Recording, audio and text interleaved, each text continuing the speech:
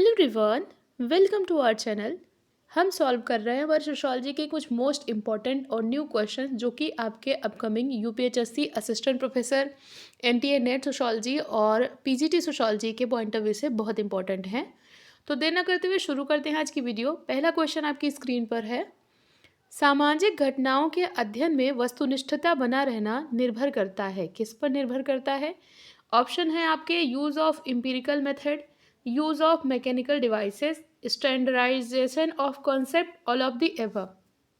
तो सामाजिक घटनाओं में अगर हम ऑब्जेक्टिविटी को मेंटेन करते हैं तो ये कैसे पॉसिबल है, उसके लिए क्या क्या चीज़ें होनी चाहिए? तो प्रयोग सिद्ध पद्धतियों का यानी इम्पीरिकल मेथड का प्रयोग, ठीक बात है। जो प्रयोग सिद्ध हैं, जिन पे पहले से जिन विधियों के द्वारा अध्ययन हो चुका है, उनको हम यूज़ करेंगे तो ऑब्जेक्टिविटी बनी रहेगी। दूसरी चीज़ है मैकेनिकल डिवाइसेस यानी यांत्रिक साधनों का जब हम प्रयोग करेंगे तो उसमें मानवीय भावनाओं का बिल्कुल समावेश नहीं होगा, तो ये भी ठीक है। और स्टैंडर्डाइजेशन ऑफ कॉन्सेप्ट, अवधारणाओं का जब हम मानकीकरण करेंगे तो भी वस्तुनिष्ठता बनी रहेगी। तो ऑप्शन डी जो आपका है यहाँ पर, ये उपरोक्त सभी सही हो जाएगा। अगला प्रश्न देखेंगे। निम्न में से धर्म के कौन से अच्छे कार्य हैं? पॉजिटिव फंक्शन पूछ रहा है रिलीजन के, तो प्रश्न को ध्यान से देखेंगे। पॉजिटिव फंक्शन, अच्छे कार्य जो हैं धर्म के कौन कौन से हैं? तो पहला है, धर्म जो है सामाजिक एकत्व, एकता एवं पहचान का प्रोत्साहन करता है। तो धर्म की वजह से जो है सामाजिक एकता और उससे यूनिटी और आइडेंटिटी होती है, ये बात बिल्कुल सटीक है और सही है।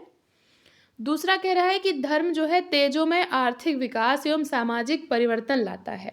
तो देखिए, धर्म कभी भी बहुत ज़्यादा फास्टेस्ट परिवर्तन लाने की तरफ नहीं करता है, तो ये आपका गलत हो जाएगा। धर्म अनौपचारिक तौर पर समाज पर जो है नियंत्रण रखता है। धर्म जो है अनौपचारिक तौर पर जो है समाज पर नियंत्रण रखता है। तो यहाँ पर ये भी आपका पॉइंट जो है यहाँ पर सही है। और उसके बाद डी कह रहा है कि धर्म जो है बुद्धि संगत एवं तर्क संगत चिंतन को बढ़ावा देता है। तो रैशनल थिंकिंग और लॉजिकल थिंकिंग को तो धर्म नहीं बढ़ाता है। धर्म काफ़ी हद तक रूढ़िवादी होता है, तो यहाँ पर रैशनल और तर्क संगत चीज़ों को नहीं बढ़ाएगा। तो आपका कौन सा ऑप्शन सही है?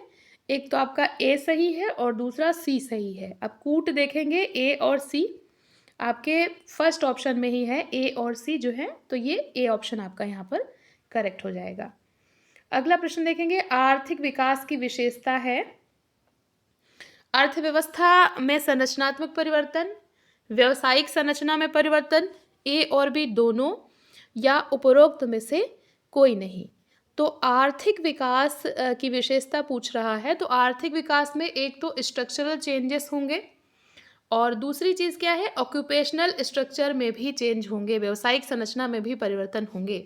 तो यहाँ पर सी ऑप्शन जो है ये आपका राइट हो जाएगा।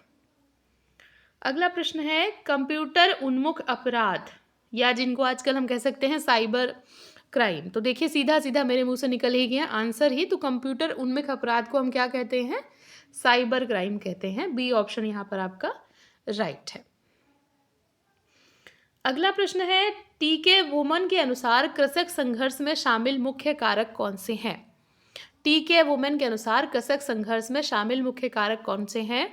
ऑप्शन में है आपके ग्रामीण निर्धनों द्वारा आय में फैली हुई असमानता की अनुभूति, कृषि श्रमिक बल की शक्ति और अपनी राजनीतिक मोलभाव की शक्ति की चेतना, या राजनीतिक दलों द्वारा पर्याप्त समर्थन आधार, या फिर ग्रामीण जनों का जो है महत्वाकांक्षी होना। और ई ऑप्शन है सामाजिक राजनीतिक ढांचा तथा आर्थिक व्यवस्था में बढ़ती असमंजस। अब आपको यहाँ पे कूट से मैच करना है।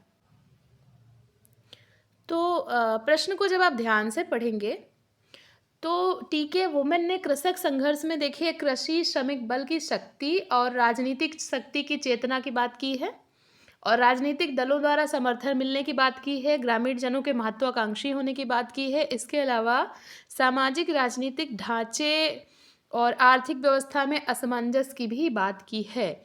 लेकिन इन्होंने ग्रामीण निर्धनों द्वारा आय में फैली हुई असमानता की अनुभूति की बात यहाँ पर नहीं की है, क्योंकि कृषक की बात हो रही है और निर्धनों का यहाँ पे कोई अप्रोप्रिएट नहीं है, तो ए ऑप्शन आपका करेक्ट नहीं होगा, बाकी आपके सही हैं। तो बी सी डी ई, अब कूट में देखेंगे बी सी डी ई जो है हमारा ऑप्शन सी ऑप्शन आपका यहाँ पर करेक्ट है। तो ये सारे के सारे प्रश्न जो हैं आपके लिए नए हैं और मोस्ट इंपॉर्टेंट है आपके अपकमिंग एग्जाम में।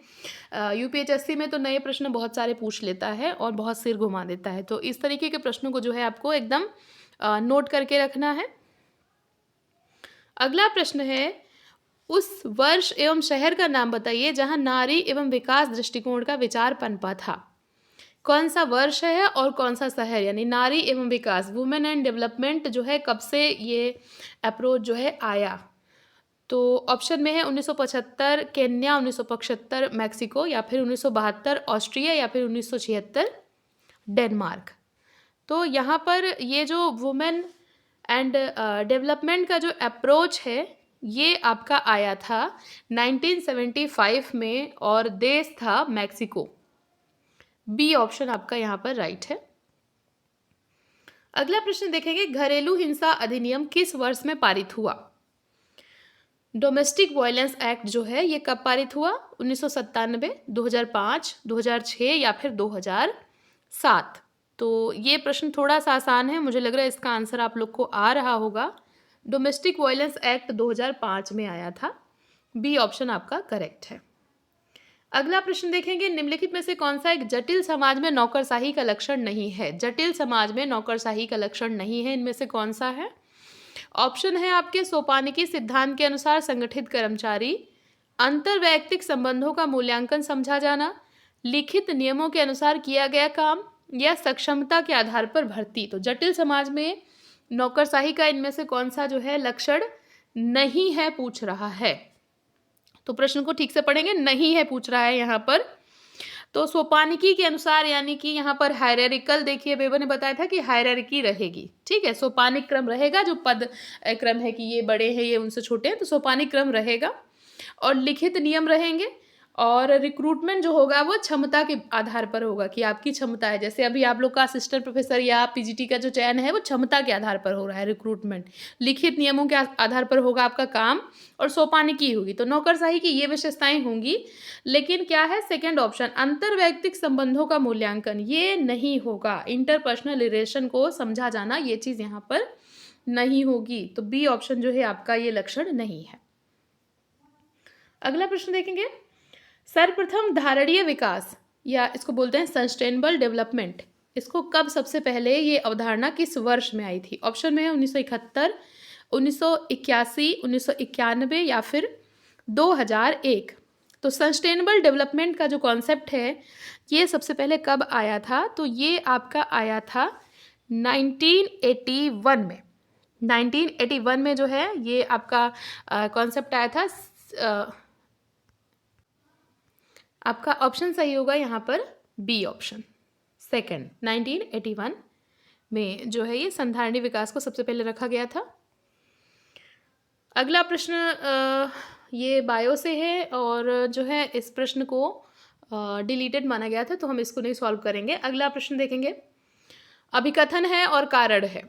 इमाइल दुर्खीम ने सामूहिक अंतर्विवेक की संकल्पना का उपयोग किया है, और दूसरा है कार्ल मार्क्स ने वर्ग चेतना की संकल्पना का उपयोग किया है। तो यहाँ पर दोनों सत्य हैं, दोनों असत्य हैं। ए सत्य आर असत्य है, ए असत्य है, और आर जो है सत्य है। आपको यहाँ पर मैच करना है। तो इमाइल दुर्खीम ने जो है कलेक्टिव कॉन्शियसनेस की बात की है, सही बात है, और कार्ल मार्क्स ने वर्ग चेतना की बात की है, ये दोनों सही हैं। तो ऑप्शन ए आपका यहाँ पर करेक्ट हो जाएगा, दोनों सत्य हैं।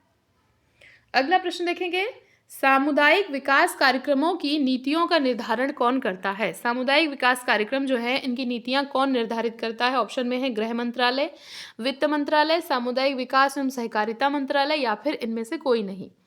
तो सामुदायिक विकास कार्यक्रम जो होते हैं ये आपके डिसाइडेड होते हैं सामुदायिक विकास एवं सहकारिता मंत्रालय के द्वारा। सी ऑप्शन आपका करेक्ट है। अगला प्रश्न देखेंगे, निम्न में से कौन कृषक आंदोलन से असंबद्ध है। कृषक आंदोलन से जो है कौन संबंधित नहीं है, ये पूछा जा रहा है। तो ऑप्शन में आपके हैं एनजी रंगा और EMS नंबूदरी पाद हैं, स्वामी सहजानंद सरस्वती हैं, और रमा मेलकोटे हैं। तो कृषक आंदोलन से आपके रमा मेलकोटे असंबद्ध हैं, बाकी ये सभी किसी न किसी तरीके से कृषक आंदोलन से जो हैं संबंधित रहे हैं। अगला प्रश्न देखेंगे, मैक्स वेबर के अनुसार स्तरीकरण प्रणाली के दो मुख्य आयाम होते हैं, कौन से? वर्ग एवं दल, वर्ग एवं प्रतीक्षा, प्रशिक्षा एवं दल, इनमें से कोई नहीं। तो स्ट्रैटिफिकेशन में इन्होंने 3 चीज़ों की बात करी है, उनमें से 2 आपके पूछ रहा है, कौन कौन से हैं? तो इन्होंने बात की थी क्लास, स्टेटस एंड पावर की। तो 2 आपके क्लास एंड स्टेटस, 2 यहाँ पर ऑप्शन बी में अवेलेबल है, क्लास एंड स्टेटस, और इसके बाद पावर, 3 चीज़ें इन्होंने बताई थी। अगला प्रश्न देखेंगे, टालकाट पार्सन्स ने प्रतिमान जो चर है उसके 5 द्विभाजनों का प्रस्ताव दिया था, इसमें से कौन सा उनमें से नहीं है? जो उन्होंने पैटर्न वेरिएबल की बात की है, तो कौन सा उनमें से नहीं है? तो कूट में आपको मिलाना है, तो कौन सा इसमें से गलत है, कौन से हैं जो है इसमें से नहीं है? वीडियो को पॉज कर सकते हैं आप और उसके बाद जो है आंसर को ढूंढ सकते हैं। तो पैटर्न वेरिएबल में पार्सन्स ने देखिए अफेक्टिविटी और अफेक्टिव न्यूट्रलिटी की बात की है, उसके बाद सेल्फ ओरिएंटेशन और कलेक्टिव ओरिएंटेशन की बात की है, डिफ्यूजनेस और स्पेसिफिसिटी की बात की है, यहाँ पर इन्होंने वैयक्तिकवाद और समूहवाद की बात नहीं की है, और अनुकूलन की बात इन्होंने नहीं की है। तो सी और डी यहाँ पर नहीं है। अब हम ऑप्शन देखेंगे, सी और डी हमारा डी ऑप्शन में है, ये हमारा राइट हो जाएगा। अगला प्रश्न है, परिवार का पितृवंशीय मातृवंशीय वर्गीकरण पर आधारित है। परिवार का पितृवंशीय मातृवंशीय वर्गीकरण पर क्या आधारित है? शक्ति, वंश, उत्तराधिकार या फिर निवास? तो यहाँ पर क्या चीज़ है जो कि पितृवंश और मातृवंश पर निर्धारित है? तो वो चीज़ है वंश समूह, पितृवंश समूह और मातृवंश समूह। तो बी ऑप्शन आपका यहाँ पर राइट है। अगला प्रश्न रिसर्च से है, सहसंबंध गुणांक परिवर्तित होता है किन के मध्य में? तो सहसंबंध या कोरिलेशन जो है ये होता है आपके +1 और -1 के मध्य में। तो आपका जो ऑप्शन सी है, ऑप्शन सी आपका यहाँ पर करेक्ट होगा, +1 -1 के मध्य में। अगला देखेंगे, भारत सरकार मेडिकल पर्यटन को पर्याप्त बढ़ावा दे रही है, इसके प्रमुख ग्राहक कौन से हैं? जो मेडिकल पर्यटन है ये सबसे ज़्यादा कहाँ पे प्रमोट जो है किया जा रहा है, ये पूछा जा रहा है। तो ये किया जा रहा है अफ्रीकी एशियाई देशों के लोगों के द्वारा, मेडिकल पर्यटन को जो है इनको प्रमोट किया जा रहा है। अगला प्रश्न है, पुस्तक पूछी गई है what is property. What is property के लेखक हैं कौन है? प्रूधो, परेटो, मैक्स वेबर या फिर पार्सन्स? तो व्हाट इज़ प्रॉपर्टी ये जो बुक है ये है प्रूधो की, ऑप्शन ए आपका यहाँ पर राइट है। अगला और आज का अंतिम प्रश्न है, भारत में बच्चों को गोद लेने से संबंधित कानून कौन से हैं? विशिष्ट दत्तक ग्रहण अधिनियम, हिंदू दत्तक ग्रहण अधिनियम, अभिभावक एवं प्रतिपाल्य अधिनियम या फिर सम दत्तक ग्रहण अधिनियम? तो कौन कौन से यहाँ पर जो है भारत को गोद में लेने से संबंधित हैं, बच्चे को अगर आपको गोद लेना है तो 2 कानून हैं वो आपके, एक है आपका हिंदू दत्तक ग्रहण अधिनियम, दूसरा है अभिभावक एवं प्रतिपाल्य अधिनियम। तो बी और सी आपके यहाँ पर आ रहे हैं, और बी और सी जो है आपका ऑप्शन सी में आ रहा है करेक्ट। तो सी ऑप्शन आपका यहाँ पर राइट हो जाएगा। तो ये प्रश्न थे और ये प्रॉपर एग्जाम्स में पूछे गए प्रश्न हैं, तो जो है ऑथेंटिक हैं और एग्ज़ाम ओरिएंटेड हैं। तो ये सारे प्रश्न आपके एग्जाम्स में काफ़ी हेल्पफुल रहेंगे। ऐसे ही पढ़ते रहिए, अपकमिंग गोल की तरफ आगे बढ़ते रहिए। वीडियो देखने के लिए थैंक यू सो मच।